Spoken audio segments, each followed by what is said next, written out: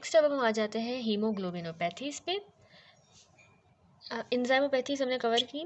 अब देखिए हीमोग्लोबिन जो होता है आरबीसी में वो या तो एबनॉर्मली सिंथेसाइज हो सकता है ड्यू टू कोई भी इनहेरिटेड डिफेक्ट हो सकता है जिसकी वजह से वो एबनॉर्मली सिंथेसाइज हो रहा है। ठीक है, तो ये जो डिसऑर्डर्स हैं इनको हमने क्लासीफाई किया है दो तरह में। एक आ जाते हैं क्वालिटेटिव डिसऑर्डर्स जिनमें मतलब स्ट्रक्चरल एबनॉर्मलिटी आ जाए in the synthesis of haemoglobin. ठीक है, स्ट्रक्चर की, जैसे सिकल सेल एनीमिया हो गया, सिकल सेल सिंड्रोम जो, और इसके अलावा बाकी भी हीमोग्लोबिनोपैथीज जिनमें यानी स्ट्रक्चरल एबनॉर्मलिटी आए। दूसरे हैं क्वांटिटेटिव, क्वांटिटी यानी क्वांटिटी से पता चला क्वांटिटेटिव, इसमें मतलब क्या होगा कि क्वांटिटेटिवली डिक्रीज हो जाएगी ग्लोबिन चेन की सिंथेसिस। उसमें कोई स्ट्रक्चरल एबनॉर्मलिटी थी, इसमें मतलब सिंथेसिस ही ग्लोबिन चेन की कम हो रही है, जैसे कि थैलेसीमिया में होता है। तो दोनों जो ये ग्रुप्स हैं इस डिसऑर्डर के, ये होमोजाइगस स्टेट में हो सकते हैं जिनमें जीन्स जो दोनों के जो जीन्स होते हैं जो कोड कर रहे होते हैं कैरेक्टर को वो मतलब एबनॉर्मल होंगे। होमोजाइगस में यानी दोनों एबनॉर्मल होंगे, और अगर ये हेट्रोजाइगस होंगे तो एक जो जीन होगा वो एबनॉर्मल होगा जबकि दूसरा जीन जो है वो नॉर्मल होगा। ठीक है, हेट्रोजाइगस के केस में। हाउएवर कुछ एग्जांपल्स जो कंबाइंड डिसऑर्डर्स की हैं वो भी जो है उनमें भी मतलब दो डिफरेंट म्यूटेशंस हो सकती हैं in the loci of two corresponding genes, that is कि यानी डबल हेट्रोजाइगस हो सकते हैं। फॉर एग्जांपल जैसे हीमोग्लोबिन एस जीन है जिसमें मतलब जो एक पेरेंट से और beta thal from the other parent result करेगा इन द बीटा एस और दूसरा बीटा थैल, इस तरह का मतलब ये डबल हेट्रोजाइगस हो जाएगा। ये डिसऑर्डर्स जो है ये वेरी करते हैं with in presentation from asymptomatic laboratory abnormalities हमें मिल सकती हैं एसिम्टोमेटिक, और इस वहाँ से लेके इंट्रा यूट्राइन डेथ भी हो सकती है इस तरह के डिसऑर्डर्स में। There are geographic variation in the distribution of various haemoglobinopathies पूरी दुनिया में, जैसा कि अगर हम इस फिगर में देखें तो यहाँ पे जियोग्राफिक डिस्ट्रीब्यूशन दिखाई गई है मेजर हीमोग्लोबिनोपैथीज की और थैलेसीमिया की। थैलेसीमिया और हीमोग्लोबिन डी जो है ये हीमोग्लोबिन डिसऑर्डर्स कॉमन है इंडिया में। ठीक है, ये हो गया हीमोग्लोबिन डी, और थैलेसीमिया जो है ये पूरी जो ये डॉटेड लाइन बनी हुई है इंडिया में मोस्ट कॉमन है। तो मेजर एग्जांपल्स इन डिसऑर्डर्स की डिस्क्राइब बिलो हैं, आगे देखते हैं। सबसे पहले हम देखेंगे डिटेल में स्ट्रक्चरल एबनॉर्मल हीमोग्लोबिन्स। सबसे पहला है सिकल सिंड्रोम्स, मोस्ट इंपॉर्टेंट और वाइडली जो प्रिवेलेंट टाइप है हीमोग्लोबिनोपैथी की due to the presence of sickle haemoglobin यानी haemoglobin S in the red blood cells. Red cells जो होंगे जिनमें ये हीमोग्लोबिन एस होगा वो सिकलिंग डेवलप कर जाएंगे, दैट इज़ कि जब उनको लो ऑक्सीजन टेंशन मिलेगी, जब उनका एक्सपोजर होगा लो ऑक्सीजन टेंशन में तो वो सिकल हो जाएंगे। सिकल सिंड्रोम की हाईएस्ट फ्रीक्वेंसी ब्लैक रेस में है सेंट्रल अफ्रीका में, जबकि फैल्सीपेरियम जहाँ पे मतलब फैल्सीपेरियम मलेरिया बहुत ज़्यादा इंडेमिक है। अब इस सिकल हीमोग्लोबिन वाले पेशेंट जो होते हैं ना ये रिलेटिवली प्रोटेक्टिव होते हैं, प्रोटेक्ट हुए हुए होते हैं फैल्सीपेरियम मलेरिया से। सिकल सिंड्रोम जो है वो 3 फॉर्म्स में होता है। एक हेट्रोजाइगस स्टेट होती है हीमोग्लोबिन एस की, हेट्रोजाइगस जिसको हम कहते हैं सिकल सेल ट्रेट। दूसरी होमोजाइगस स्टेट होती है हीमोग्लोबिन एस की, उसको कहते हैं सिकल सेल एनीमिया, ये होमोजाइगस हो गया एसएस। और तीसरा होता है डबल हेट्रोजाइगस स्टेट, जैसे कि एग्जांपल सिकल बीटा थैलेसीमिया या सिकल सी डिजीज़ या सिकल डी डिजीज़। तो ये तीनों जो हैं डबल हेट्रोजाइगस स्टेट में आ जाती हैं। अब इनकी फर्दर डिटेल हम आगे करेंगे। सबसे पहली टाइप है हेट्रोजाइगस स्टेट यानी सिकल सेल ट्रेट। ये जो है एक बिनाइन हेट्रोजाइगस स्टेट है हीमोग्लोबिन एस की, होमो नहीं है हेट्रो है। ठीक है, अब तो इसमें क्या होगा, सिर्फ हेट्रो है तो सिर्फ एक एबनॉर्मल जीन होगा इनहेरिट, दूसरा वाला नॉर्मल होगा। ठीक है, दूसरा जीन नॉर्मल होगा, सिर्फ एक ही एबनॉर्मल जीन इनहेरिट होगा। तो जो पेशेंट्स हैं जिनमें ये सिकल सेल ट्रेट होगा वो कोई भी सिग्निफिकेंट क्लिनिकल प्रॉब्लम डेवलप नहीं करेंगे जब तक कि वो सिवियरली हाइपोक्सिक ना हो जाए, तब ही जाके उनमें सिकल सेल क्राइसिस डेवलप होंगे। तो ऐसे पेशेंट में हमें लैब फाइंडिंग्स क्या मिलेंगी, इनमें कोई भी अनीमिया नहीं होती और इनके जो रेड सेल्स हैं उनकी अपीयरेंस भी नॉर्मल होती है, लेकिन जब भी हाइपोक्सिक क्राइसिस होंगे तो सिकल सेल क्राइसिस डेवलप हो जाएंगे। अब इसके डायग्नोसिस हम 2 टेस्ट के ज़रिए करते हैं। एक होता है डिमॉन्स्ट्रेशन ऑफ सिकलिंग, ये हम करते हैं रिड्यूस्ड ऑक्सीजन टेंशन वाली कंडीशंस में बाय ऑक्सीजन कंज्यूमिंग रिएजेंट, जैसे कि सोडियम मेटाबाइसल्फाइड हो गया।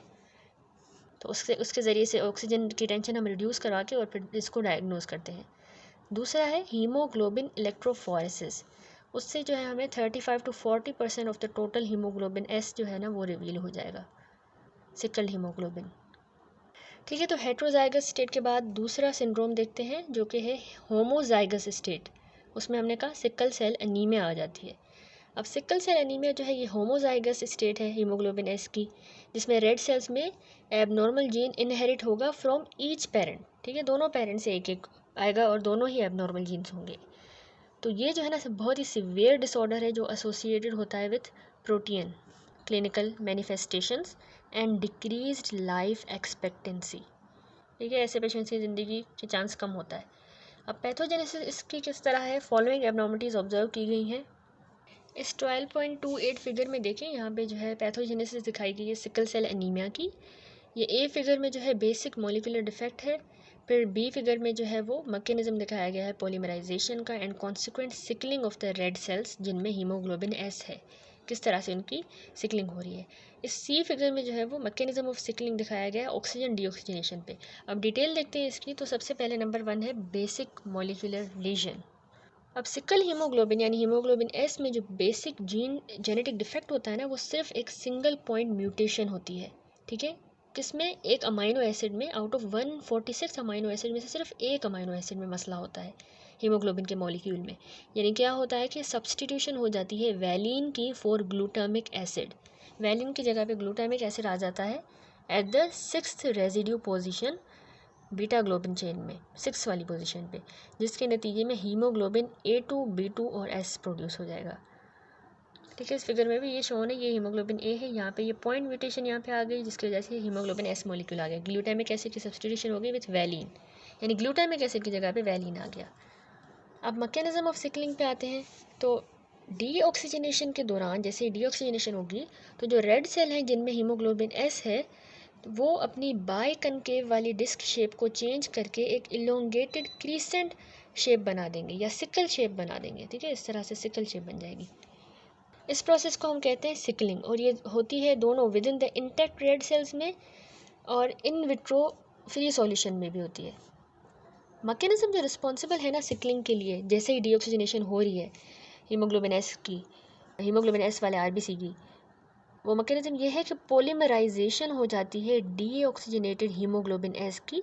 तो उसकी पॉलीमराइजेशन जब होगी तो एग्रीगेट्स बन जाएंगे, इस तरह से इलोंगेटेड रॉड लाइक पॉलीमर्स ऐसे बन जाएंगे।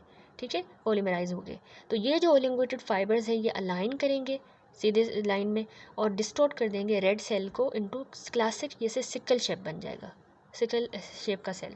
तो मेन इसकी पॉलीमराइजेशन है और एग्रीगेट बन के इलोंगेटेड ये रॉड लाइक पॉलीमर्स बन जाएंगे। देन आते हैं हम रिवर्सिबल इरिवर्सिबल सिकलिंग पे। ऑक्सीजन डिपेंडेंट जो सिकलिंग प्रोसेस है वो यूजुअली रिवर्सिबल होता है। ठीक है, यहाँ पे फिगर में भी देखें तो ये ऑक्सीजन से जो हो रहा है ये रिवर्सिबल सिकलिंग होती है। However damage to the red cell membrane जो है वो लीड करेगी formation of irreversible sickled red cell even after they are expose to the normal oxygen tension. अगर जब मेम्ब्रेन ही डैमेज हो जाएगी रेड सेल की तो फिर भले वो ऑक्सीजन वापस आ जाए नॉर्मल की तरफ, फिर भी वो सही नहीं हो सकता, इरिवर्सिबल हो जाएगा। इसलिए मेम्ब्रेन का इंटैक्ट होना ज़रूरी है। देन है फैक्टर्स जो डिटरमाइन करते हैं रेट ऑफ सिकलिंग। इस फिगर में देखिए ये इरिवर्सिबली सिकल हो गई क्योंकि मेम्ब्रेन डिफेक्ट हो गया। अब फैक्टर्स कौन से हैं जो सिकलिंग को डिटरमाइन करेंगे, फॉलोइंग फैक्टर्स हैं जो डिटरमाइन करेंगे रेट जिस पे पॉलीमराइजेशन हो हीमोग्लोबिन एस की और कॉन्सिक्वेंट सिकलिंग हो। नंबर 1 है presence of non haemoglobin S haemoglobins. Red cells जो पेशेंट्स के जिनमें सिकल सेल एनीमिया है उनमें प्रीडोमिनेंस होती है सिकल सेल हीमोग्लोबिन की। ठीक है, और उनमें स्मॉल पार्ट होता है नॉन सिकल हीमोग्लोबिन का, चीफली हीमोग्लोबिन एफ जो होती है उनका सिर्फ स्मॉल पार्ट होता है, तकरीबन 2 to 20% of the total haemoglobin उनमें ये वाली होती है, वरना बाकी सारी जो है वो हीमोग्लोबिन एस ही होती है। तो जो फीटल हीमोग्लोबिन कंटेनिंग जो रेड सेल्स हैं वो प्रोटेक्ट हुए हुए होते हैं सिकलिंग से, जबकि हीमोग्लोबिन ए जिनमें रेड सेल है, हीमोग्लोबिन ए वाले जो रेड सेल्स हैं वो पार्टिसिपेट करेंगे readily in the copolymerisation with haemoglobin S. ठीक है, वो भी सिकल सेल हीमोग्लोबिन के साथ पॉलीमराइज हो जाएंगे, जबकि एफ वाली नहीं होगी, वो बची हुई होगी, प्रोटेक्ट होगी फीटल वाली। ये हो गया नंबर 1 पॉइंट। दूसरा फैक्टर जो पॉलीमराइजेशन कराता है हीमोग्लोबिन एस की और सिकलिंग करवाता है वो है इंट्रासेलुलर कंसंट्रेशन कितनी है सिकल्ड हीमोग्लोबिन की कंसंट्रेशन, ठीक है, इंट्रासेलुलर। तीसरा टोटल हीमोग्लोबिन कंसंट्रेशन कितनी है। चौथा कितनी एक्सटेंट की डीऑक्सीजनेशन हो रही है। नंबर 5 एसिडोसिस और डिहाइड्रेशन भी मैटर करता है। And number 6 increase concentration 2-3 BPG की रेड सेल्स में कितनी है, ठीक है। अब आते हैं हम क्लिनिकल फीचर्स पे। तो क्लिनिकल मैनिफेस्टेशंस कौन सी होंगी होमोजाइगस सिकल सेल डिजीज़ की, वो वाइड स्प्रेड होती हैं होमोजाइगस में। सिम्टम्स जो होते हैं ना वो 6th मंथ ऑफ लाइफ में अपीयर होना शुरू हो जाते हैं, जब most of the foetal haemoglobin जो है वो रिप्लेस हो रही होती है सिकल हीमोग्लोबिन के साथ 6th मंथ में। इन्फेक्शन और फोलिक एसिड की डेफिशिएंसी जो है वो रिजल्ट करेगी इन मोर सीवियर क्लिनिकल मैनिफेस्टेशंस। ये फीचर्स जो है वो फॉलोइंग है। नंबर 1 है अनीमिया। तो इसमें यूजुअली जो है वो सीवियर क्रोनिक हीमोलाइटिक अनीमिया होती है, अच्छी तरह से याद कर लें। और ये प्राइमरीली एक्स्ट्रा वास्कुलर होगी, स्प्लीन वगैरह में डैमेज होंगे RBC। और इसमें with onset of aplastic crisis होंगे इन बिटवीन। सिम्टम्स जो है अनीमिया के वो माइल्ड होंगे सिंस हीमोग्लोबिन एस जो है वो जल्दी ऑक्सीजन देता है readily than haemoglobin A to the tissues, इसीलिए अनीमिया के सिम्टम्स माइल्ड होंगे क्योंकि ये इसका एक अच्छा फीचर है सिकल हीमोग्लोबिन का। नंबर 2 जो है हमें सिम्टम्स मिलेंगे अनीमिया के अलावा जो माइल्ड्स हैं वो दूसरे हैं कि vaso occlusive phenomena. Sickle cell anaemia वाले जो पेशेंट हैं ना उनमें रिकरेंट वेजो ऑक्लूसिव एपिसोड्स होते हैं उनकी ज़िंदगी के दौरान। क्यों हो रहे होते हैं, क्योंकि उनकी जो कैपिलरी ब्लड फ्लो होता है वो ऑब्स्ट्रक्ट हो रहा है by the sickled red cells, ठीक है, वो उनको ब्लॉक कर रही है। सिकल रेड सेल कैपिलरीज को ब्लॉक कर रहे हैं जिसकी वजह से जो है ये डीऑक्सीजनेशन और डिहाइड्रेशन के दौरान हो रहा होता है। तो वेजो ऑब्स्ट्रक्शन जो है वो डिफरेंट ऑर्गन्स को टिश्यूज़ को अफेक्ट करेगी जिसके नतीजे में जाहिर सी बात है इन्फार्क्ट्स होंगे जो कि 2 तरह के हो सकते हैं। एक माइक्रो इन्फार्क्ट हो सकते हैं, दूसरे मैक्रो इन्फार्क्ट। माइक्रो वाले पार्टिकुलरली एब्डोमेन को अफेक्ट करेंगे, चेस्ट, बैक, जॉइंट्स। और ये कॉज है रिकरेंट पेनफुल क्राइसिस के सिकल सेल एनीमिया में, जो रिकरेंट बार बार पेनफुल क्राइसिस हो रहे होते हैं। जबकि मैक्रो इन्फार्क्ट हमारे मोस्टली स्प्लीन को अफेक्ट करेंगे, स्प्लीनिक सीक्वेस्ट्रेशन, ऑटो स्प्लीनेक्टोमी हो जाएगी। उसके अलावा बोन मेरो को पेन होगा, बोन्स में भी एसेप्टिक नेक्रोसिस, ओस्टियोमाइलाइटिस। लंग्स में भी मैक्रो इन्फार्क्ट होंगे, पल्मोनरी इन्फेक्शंस करवाएंगे। किडनी में रीनल कॉर्टिकल नेक्रोसिस, CNS में स्ट्रोक करवा सकते हैं और रेटिना में डैमेज कर देंगे। स्किन में अल्सर्स करवाएंगे ये मैक्रो इन्फार्क्ट और रिजल्ट करेंगे in anatomic and functional damage to these organs. Number 3 clinical feature है constitutional symptoms. In addition to the features of anaemia and infection, patient जिनमें सिकल सेल अनीमिया है उनको impaired growth होती है, उनकी impaired growth and development, और उनकी जो है ना ससेप्टिबिलिटी बढ़ जाती है टू इन्फेक्शन। क्यों? क्योंकि उनमें इम्पेयर्ड स्प्लीनिक फंक्शन हो गया है इस वजह से। अब हमें लैब में क्या फाइंडिंग्स मिलेंगी ऐसे पेशेंट्स में। सिकल सेल एनीमिया की डायग्नोसिस हम जो है वो कंसीडर करते हैं high in blacks with haemolytic anaemia. Lab findings जो है ऐसे केसेस में फॉलोइंग है। फिगर देखिए, इसमें सिकल सेल एनीमिया दिखाया गया है, PBF शो कर रहा है। पेरिफेरल ब्लड फिल्म में हमें क्रिस्टेंट शेप के इलोंगेटेड रेड ब्लड सेल्स ये नज़र आ रहे हैं ड्यू टू, और इसके अलावा हमें few target cells and few erythroblast भी नज़र आएंगे, एरिथ्रोब्लास्ट और ये few target cells. Number 1 lab finding में जो है हमें मॉडरेट टू सीवियर एनीमिया मिलेगी। हीमोग्लोबिन की कंसनट्रेशन कितनी होगी, 6 to 9 ग्राम पर डेसीलीटर, इतनी होगी, माइल्ड टू मॉडरेट है। ब्लड फिल्म में हमें जैसे हमने पिक्चर में देखा सिकल सेल मिलेंगे, टारगेट सेल्स मिलेंगे and features of A, features कौन से, स्प्लीनिक एट्रोफी के फीचर्स मिलेंगे, जैसे कि हमें हॉवल जॉली बॉडीज़ मिल सकती हैं, ठीक है, ये फीचर है स्प्लीनिक एट्रोफी का, ठीक है। तो ये फिगर देखें, इस तरह से ये इंक्लूजन ही होती हैं ये हॉवल जॉली बॉडीज़, और ये स्टेन पर्पल होती हैं, ठीक है, रेमनोस की स्टेन से, तो ये हमें मिलेंगी इसमें। Number 3 positive sickling test with a reducing substance, जैसे कि जब हम सोडियम मेटाबाइसल्फाइड ऐड करेंगे तो हमें पॉजिटिव सिकलिंग टेस्ट मिलेगा। एंड नंबर 4 हम लैब में क्या होगा कि हीमोग्लोबिन इलेक्ट्रोफोरेसिस जब करेंगे तो हमें कोई भी हीमोग्लोबिन ए नहीं मिलेगा नॉर्मल वाला, लेकिन ज़्यादातर प्रीडोमिनेंस सिकल्ड हीमोग्लोबिन की होगी, और इसके अलावा 2 से 20% हीमोग्लोबिन एफ मिल सकता है। तो ये सारी इसकी लैब डायग्नोसिस है, लैब फाइंडिंग्स, ठीक है। तो हमने हेट्रोजाइगस स्टेट कर ली, उसके बाद अभी हमने जो होमोजाइगस स्टेट की sickle cell anaemia, sickle cell trait भी कर लिया। अब तीसरे पे आते हैं डबल हेट्रोजाइगस स्टेट, जो कि है sickle beta thalassaemia, sickle cell C disease and sickle D disease. Double heterozygous state में क्या होगा कि ये कंडीशन इन्वॉल्व करती है कॉम्बिनेशन सिकल हीमोग्लोबिन का, विथ अदर हीमोग्लोबिनोपैथीज़ भी हो सकती हैं। तो जो मोस्ट कॉमन है इनमें वो है सिकल बीटा थैलेसीमिया, ठीक है। इसमें एक देखिए सिकल हीमोग्लोबिन बीटा वाली चेन और दूसरी बीटा थल। इसके अलावा इनमें सिकल सी डिज़ीज़ आ जाती है, सिकल डी डिज़ीज़। तो सारी जो ये डिसऑर्डर्स है ना, ये mild form of sickle cell disease की तरह ही बिहेव करती हैं, माइल्ड फॉर्म। इनकी डायग्नोसिस हम हीमोग्लोबिन इलेक्ट्रोफोरेसिस के ज़रिए कर सकते हैं और सेपरेट करके डिफरेंट हीमोग्लोबिन्स को। That's it. अब आते हैं हम अदर स्ट्रक्चरल हीमोग्लोबिनोपैथीज़ पे। Besides sickle haemoglobin about 400 structurally different abnormal haemoglobins भी डिस्कवर हुए हैं different parts of the world में। कुछ जो है इनमें एसोसिएटेड हैं क्लिनिकल मैनिफेस्टेशंस के साथ, जबकि बाकी जो है उनमें कोई कॉन्सिक्वेंस नहीं होता। तो फ्यू जो इम्पोर्टेंट और कॉमन वेरिएंट्स हैं ना, वो हम आगे देखेंगे डिटेल में। सबसे पहला है हीमोग्लोबिन सी हीमोग्लोबिनोपैथी।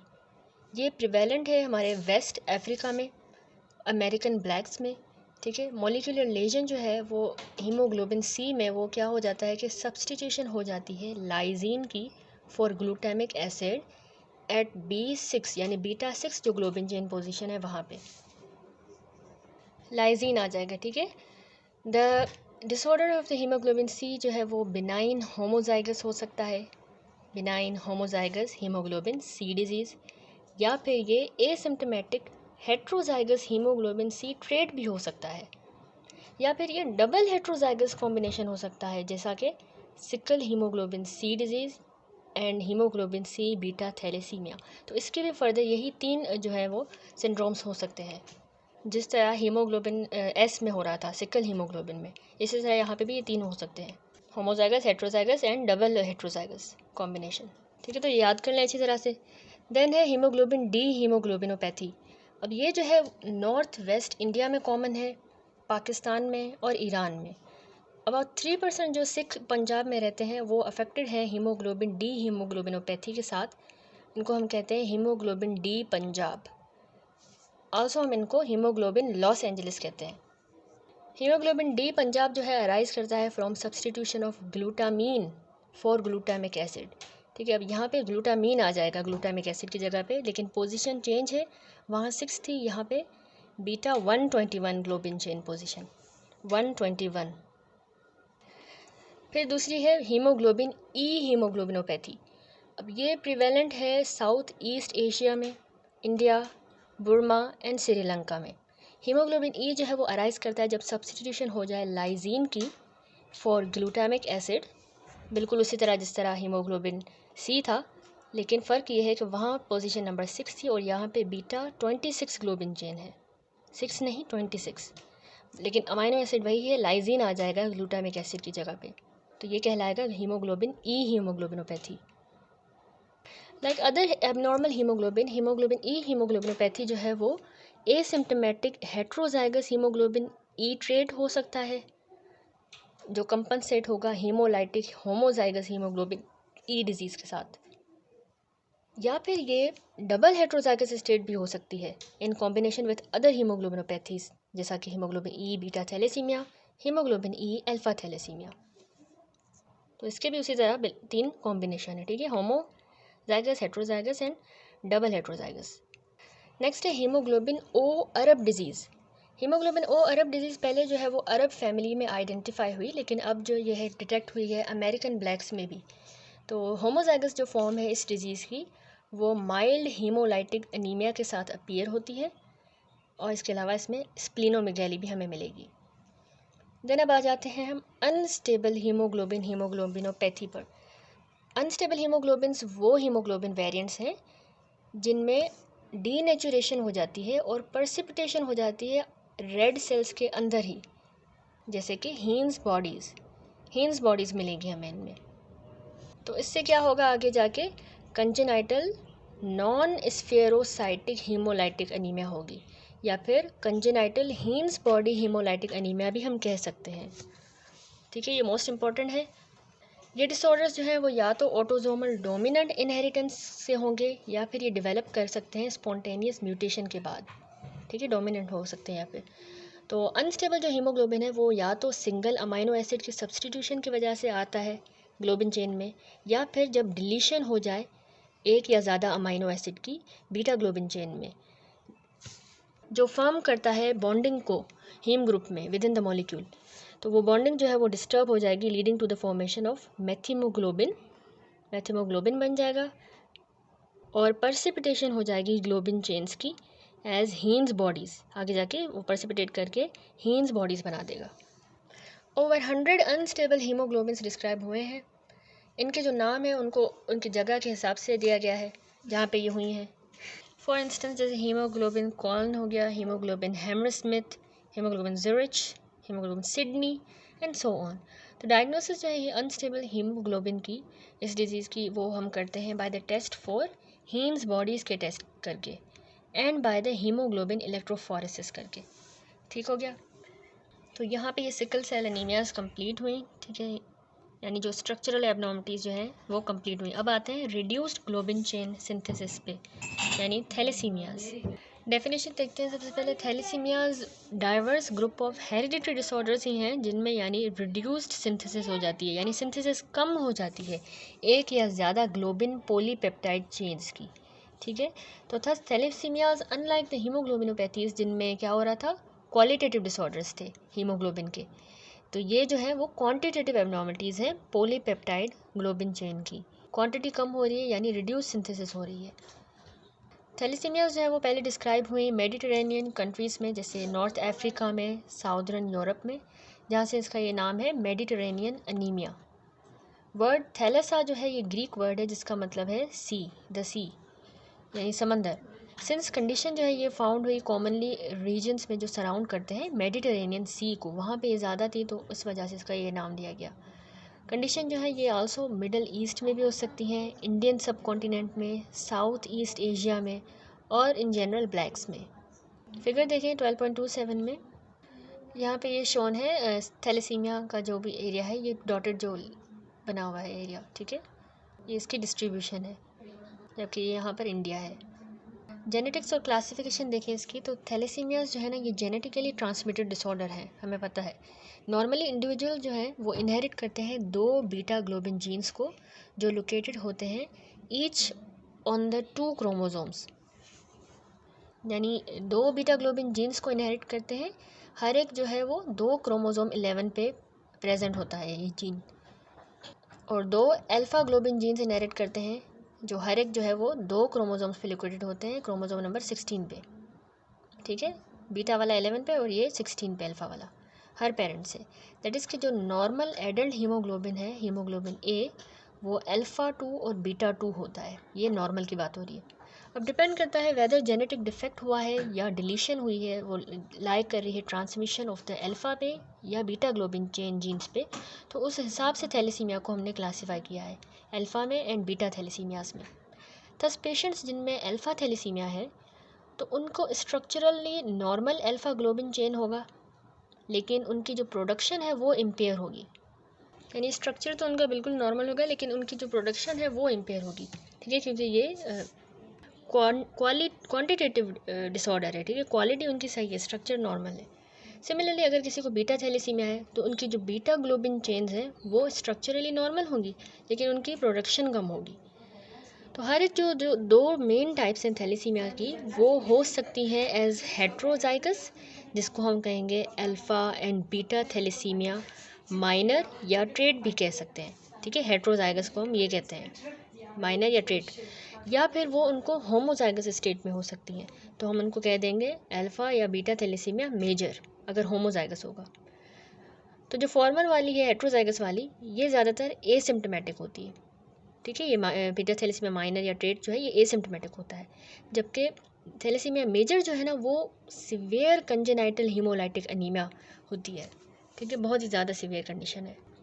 अब क्लासिफिकेशन वेरियस टाइप्स ऑफ थैलेसीमियाज की अलॉन्ग विथ उनके जो क्लिनिकल सिंड्रोम प्रोड्यूस होंगे और इनके जो सैलिएंट लेबॉर्ट्री फाइंडिंग्स हैं वो टेबल 12.12 में गिवन है, ठीक है। तो साथ साथ हम ये टेबल भी देखते जाएंगे। पैथोफिजियोलॉजी सबसे पहले देखते हैं अनीमिया की थैलेसीमिया में कैसे है। कांस्टेंट फीचर जो सारी फॉर्म्स थैलेसीमिया की हैं उनमें है कि हम प्रेजेंस होती है अनीमिया की, जो कि फॉलोइंग मैकेनिज्म से होगी। सबसे पहली है अल्फ़ा थैलेसीमिया। अब इसमें क्या होता है कि अल्फ़ा थैलेसीमिया मेजर में जो ऑब्वियस कॉज है अनीमिया का वो ये है कि इनएबिलिटी है to synthesise the adult haemoglobin, synthesise ही नहीं हो पा रहा। जबकि अल्फ़ा थैलेसीमिया ट्रेट वाली जो कंडीशन है, जो जिसको हम हेट्रोजाइगस कहते हैं, उसमें क्या होगा कि रिड्यूस प्रोडक्शन होगी नॉर्मल एडल्ट हीमोग्लोबिन की। यहाँ पर सिंथेसाइज ही नहीं हो रहा, इनएबिलिटी है, लेकिन यहाँ पर रिड्यूस प्रोडक्शन हो रही है हीमोग्लोबिन की, ठीक है, एडल्ट हीमोग्लोबिन की। तो इसी वजह से जो अल्फ़ा थैलेसीमिया मेजर है वो ज़्यादा सीवियर कंडीशन होती है, क्योंकि बिल्कुल ही नहीं सिंथेसाइज हो रहा, जबकि ट्रेट वाली जो है वो थोड़ी सी माइल्ड टू मॉडरेट कंडीशन है। देन आते हैं बीटा थैलेसीमिया पे। उसमें क्या होगा कि बीटा थैलेसीमिया मेजर में मोस्ट इंपॉर्टेंट कॉज एनीमिया का है प्रीमेच्योर रेड सेल डिस्ट्रक्शन होगी, जो कि क्यों हो रही है, एरिथ्रोसाइट मेम्ब्रेन डैमेज की वजह से। मेम्ब्रेन डैमेज क्यों हो रही है, by precipitated alpha globin chains. देखिए यानी क्या होगा, है तो बीटा थैलेसीमिया, लेकिन इसमें क्या होगा कि जो अल्फा ग्लोबिन चेन्स होती है ना वो प्रेसिपिटेट हो जाती है। उनके प्रेसिपिटेट होने की वजह से मेम्ब्रेन जो है आरबीसी की वो डैमेज होगी। तो मेम्ब्रेन ही ख़राब हो गई है तो रेड सेल्स में वो प्रीमेच्योरली जो है वो डिस्ट्रॉय होना शुरू हो जाएंगे, और अनीमिया कॉज है इसका, तो अनीमिया हो जाएगी, ठीक है। बाकी जो कॉन्ट्रीब्यूटरी फैक्टर्स हैं उनमें है कि shorten red cell life span होता है। इसके अलावा इनइफेक्टिव एरिथ्रोपोइसिस की वजह से अनीमिया होगी। हीमोडाइल्यूशन होगी due to increased plasma volume. इसमें क्या होता है कि डेफिशिएंसी बीटा ग्लोबिन चेन्स की जब हो रही है बीटा थैलेसीमिया में, तो उसके नतीजे में क्या होगा कि लार्ज एक्सेस हो जाएगा अल्फ़ा चेन्स का डेवलपिंग रेड सेल्स में, ठीक है। वो डेफिशिएंट है तो अल्फ़ा बढ़ जाएंगी। Part of these excessive alpha chains remove होती हैं by pairing with the gamma globin chains, ठीक है। गामा ग्लोबिन जो है वो इनके साथ पेयर बना के इसको रिमूव करने में हेल्प कर रहे होते हैं अल्फ़ा को। जैसे गामा हमारे कहाँ होता है, फीटल हीमोग्लोबिन में होता है ना, तो वो इसके साथ पेयरिंग करेगा। जबकि जो रिमाइंडर अनअकम्पनीड अल्फ़ा चेन्स होंगी जो बच गई हैं, जिनके साथ पेयर नहीं बना, तो वो पर्सिपिटेट कर जाएंगी rapidly within the red cells और हीन्स। देखिए excess of the alpha chains के साथ गामा ने पेयर बनाया, उनको अकम्पनी कर दिया, जबकि जो बच गई अल्फ़ा चेन्स तो वो पर्सिपिटेट हो जाएंगी रेड सेल्स के अंदर ही जल्दी जल्दी से, और हेन्स बॉडीज़ बन जाएंगी। जो पर्सिपिटेटेड अल्फ़ा चेन्स है ना वो रेड सेल की मेम्ब्रेन को डैमेज करेंगी। जैसे ही अब ये रेड सेल्स स्प्लीनिक साइनोसॉइड्स से पास करेंगे तो इनकी जो रेड सेल्स हैं फर्दर डैमेज होंगे और उनमें पिटिंग हो जाएगी। पिटिंग क्यों हो रही है, क्योंकि जो पर्सिपिटेटेड एग्रीगेट्स हैं अल्फ़ा चेन्स के वो रिमूव हो रहे होते हैं बाय मैक्रोफेजेस। तो इस तरह की जो रेड सेल्स हैं ये इरिपेरेबली डैमेज होंगे और ये फैगोसाइटोज हो जाएंगे हमारे reticulo endothelial cells of the spleen से एंड लिवर से, और इसके नतीजे में अनीमिया होगी, हेपेटोस्प्लिनोमेगैली भी होगी, और एक्सेस टिश्यू आयरन स्टोर्स यानी बढ़ जाएंगे, क्योंकि वो आयरन जो है वो मैक्रोफेजेस से यूटिलाइज़ कर रहे हैं। अब अगर हम बात करें बीटा थैलेसीमिया माइनर की, तो ऑन द अदर हैंड इसमें वेरी माइल्ड इनइफेक्टिव एरिथ्रोपोइसिस होती है, जिसकी वजह से एनीमिया होती है, haemolysis and shortening of the red cell life span. इसमें यही मेन कॉजेज़ हैं अनीमिया की माइनर में, बीटा थैलेसीमिया माइनर। अब हम डिटेल में आ जाते हैं अल्फ़ा थैलेसीमिया पे। सबसे पहले इसकी मॉलिक्यूलर पैथोजेनेसिस देखेंगे। अल्फ़ा थैलेसीमियाज वो डिसऑर्डर हैं जिसमें डिफेक्टिव सिंथेसिस होती है अल्फ़ा ग्लोबिन चेन्स की, तो उसके नतीजे में क्या होगा कि डिप्रेस्ड प्रोडक्शन होगी हीमोग्लोबिन की जिनमें अल्फ़ा चेन्स हों। दैट इज़ कि हीमोग्लोबिन ए भी कम प्रोड्यूस होगा, haemoglobin A2 and haemoglobin F यानी फीटल हीमोग्लोबिन। अल्फ़ा थैलेसीमियाज जो हैं ये मोस्ट कॉमनली होती हैं जब डिलीशन हो जाए या फिर एक या ज़्यादा अल्फ़ा जीन्स जो है वो लोकेटेड हों short arm of the chromosome number 16 पे, या तो डिलीशन हो जाए या एक से ज़्यादा जीन्स लोकेटेड हो अल्फ़ा चेन की, ठीक है। तो ये काइंड ऑफ क्वालिटेटिव डिफेक्ट है। Since there is a pair of alpha chain gene, pair होता है, ठीक है, अल्फ़ा चेन जीन का, तो जो क्लिनिकल मैनिफेस्टेशंस है अल्फ़ा थैलेसीमिया की वो डिपेंड करेंगी upon the number of the genes कितने डिलीट हुए हैं उस हिसाब से। तो उसके अकॉर्डिंगली अल्फ़ा थैलेसीमिया क्लासीफाई हुई है 4 टाइप्स में। नंबर 1, 4 अल्फ़ा जीन डिलीशन अगर हुई है तो हीमोग्लोबिन बार्ट्स हाइड्रॉप्स फिटालिस कहलाएगी डिजीज़। अगर 3 अल्फ़ा जीन डिलीट हुए हैं तो haemoglobin H disease, 2 alpha gene delete हुए अल्फ़ा थैलेसीमिया ट्रेट कहलाएगा, और सिर्फ अगर 1 अल्फ़ा जीन डिलीट हुआ है तो अल्फ़ा थैलेसीमिया ट्रेट कैरियर। इनकी भी फर्दर डिटेल देख लेते हैं। सबसे पहला हीमोग्लोबिन बार्ट्स हाइड्रॉप्स फिटालिस जो है, हमने कहा कि जब सारी चारों ही अल्फ़ा जीन्स जो हैं डिलीट हो जाएं, यानी ये होमोजाइगस स्टेट होगी, तो उसके नतीजे में टोटल सेपरेशन हो जाएगी अल्फ़ा ग्लोबिन चेन सिंथेसिस की, और most severe form of alpha thalassaemia होगी, जिसको हम कहते हैं हीमोग्लोबिन बार्ट्स हाइड्रॉप्स फिटालिस। अब ये जो नया बना है हीमोग्लोबिन बार्ट, ये एक असल में गामा ग्लोबुलिन चेन टेट्रामर है, ठीक है। तो इसकी बहुत ज़्यादा हाई ऑक्सीजन एफिनिटी होती है। इसकी हाई एफिनिटी की वजह से ऑक्सीजन के लिए सिवियर टिश्यू हाइपोक्सिया हो सकता है। देन अब क्लिनिकल फीचर्स हमें क्या मिलेंगे? हीमोग्लोबिन बार्ट्स हाइड्रॉप्स फिटालिस जो है वो इनकम्पैटिबल है विथ लाइफ, क्योंकि इसमें बहुत ही सिवियर टिश्यू हाइपोक्सिया होता है। कंडीशन या तो फैटल होगी इन यूट्रो, या फिर इन्फेंट्स जो हैं वो बिल्कुल पैदा होने के बाद जल्दी मर जाएंगे। लेकिन अगर वो अलाइव बॉर्न होते हैं तो उनके जो फीचर्स होंगे वो सिवियर रेसस हीमोलाइटिक डिजीज़ की तरह ही प्रेजेंट करेंगे, जो डिजीज़ है एरिथ्रोब्लास्टोसिस फिटालिस।